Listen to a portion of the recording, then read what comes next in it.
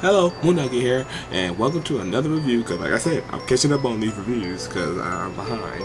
But welcome to another review for our next VR game, which will be Anderson. Anderson, that's what the name of it. So without further ado, let's get in. So after the immersion of the game Anderson, I was personally confused. And to be real about it, I think that worked well for the immersion. When you start out, you just start out in a middle room. It's obviously it's escape the room, but then like I said, I got confused because I couldn't really tell. Like obviously I was in a space, but during that, while in that space, in that time period, you were scratching your head. I'm scratching my head so like, dude, so now that you have this robot to interact with, or this AI to interact with, I'm still scratching my head of the fact of the matter of, okay, so what do I do? What am I interacting with? Or what am I using to really help me unlock this puzzle and get out of these rooms? So that remained to be an enigma. So as you get further along, it really I'm happy the game didn't really imply any like scare tactics on me because the room was already dark. So the last thing I wanted it to be was even more dark. So that was kind of like, oh, cause it's dark, I don't want to lose my shit. Cause I'm not afraid of the dark. I don't know. It's that fear of not knowing what's within the dark. That's what fears me. Cause being in constant black, but you know there's nothing there. Okay, I'm perfectly fine. There's nothing there. I mean, obviously your eyes are hurt a little bit because your eyes will get used to being black. So when that light shines, it'll hurt. But when you don't know the fear of what's in that dark, that's what scares me. So I'm happy that didn't happen. Thank God. So moving on from that. That's practically it for the immersion, because like I said, it just didn't escape the room, so that's all that could really be done for it. And obviously, it was fully aware that what you can interact with versus the robot itself. When you're trying to like hack it, in quote, but you really wasn't hacking it. You were trying to like give it a command so you can get the hell out of there. And when they give you the option to like reboot, open doors, and so on and so forth, I thought that was really well done because I really had no clue what was to what and how it was working. So I'm happy everything just played out the way I wanted it. So other than that, that made the immersion pretty good. So now we're knocking on the gameplay. So the gameplay is a sketchy one because the gameplay was I was like saying escape the room and then touch, click, and point. That's pretty much it for the gameplay. But what it is, for optimizing reasons, I kind of got a little bit annoyed because, like I said, I don't think a lot of when they made the Vive, I really don't think they really focused on the verticalness of your space. They only focused on the room scale of it, and I say that very specifically because in a room scale. So like imagine a circle, and within that circle, they see you, but they don't really monitor the activity per se. So they're going to automatically assume you play this game, your house is X amount of height, and like I said, they can care less about the space because you can't play it unless you have the space. But they automatically assume you have the X amount of height to play it, and that's what they. I kind of fear like that shouldn't be an assumption, because as you get the room scale, it should automatically create your entire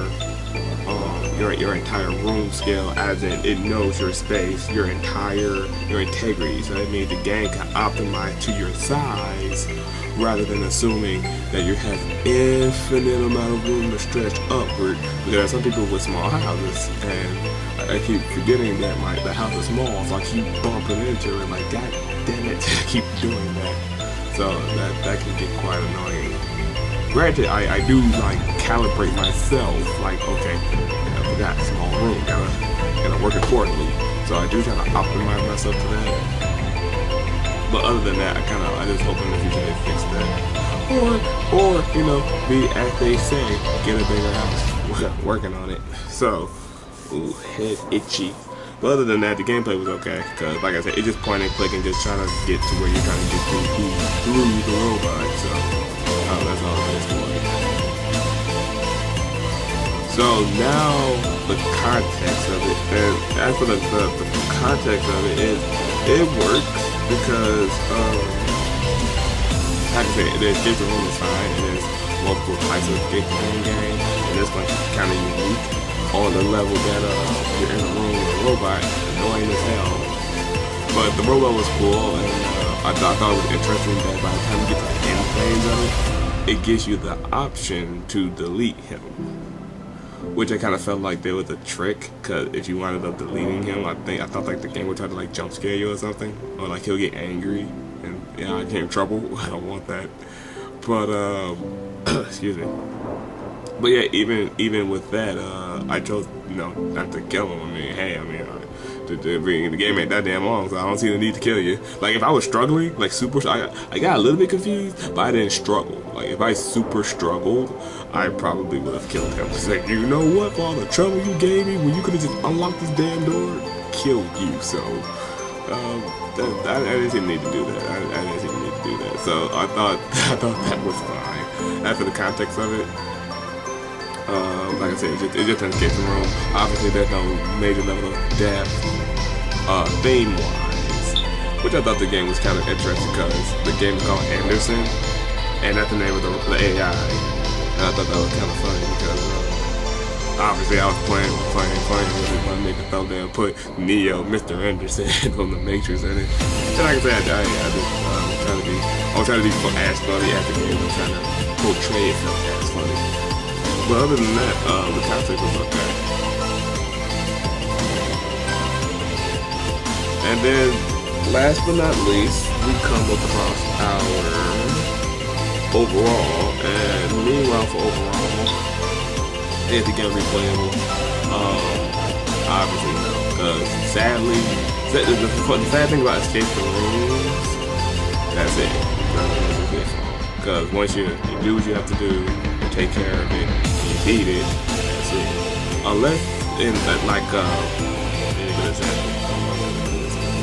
so imagine a video game where it's titled Escape the Room, but put an S on that, Escape the Room. So now not only you have like 20 different rooms you gotta escape out, they get more and more challenging.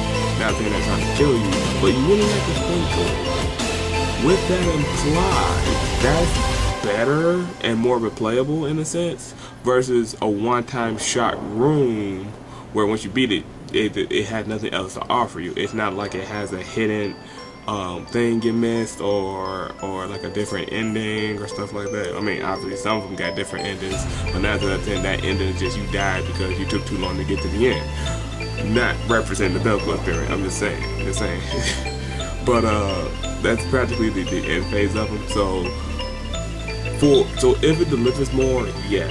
If it doesn't, no. So in this retrospect, no, it does. It's not replayable, and I think that's why this game is free. I recall correctly, this game is free, and I think there are a few more that are free, and I believe a lot more games that are escape the room should be free, because if it doesn't offer more than just escaping, it has to be free, because I don't see the usefulness of us paying X amount of dollars for a game that's not going to last us that long. And like I said, escape the room. Like you could make it escape the room, and it could be almost impossible because you're trying to be a dick about it. But that's even then, that's kind of productive, because then we will kind of blame it on you didn't make it narrow enough. Because if you're going to make it super difficult, it has to be narrow. And I say narrow lightly because it's like you have obvious pieces that you need to use, but then it's the way you manipulate those pieces to get to where you're trying to get to.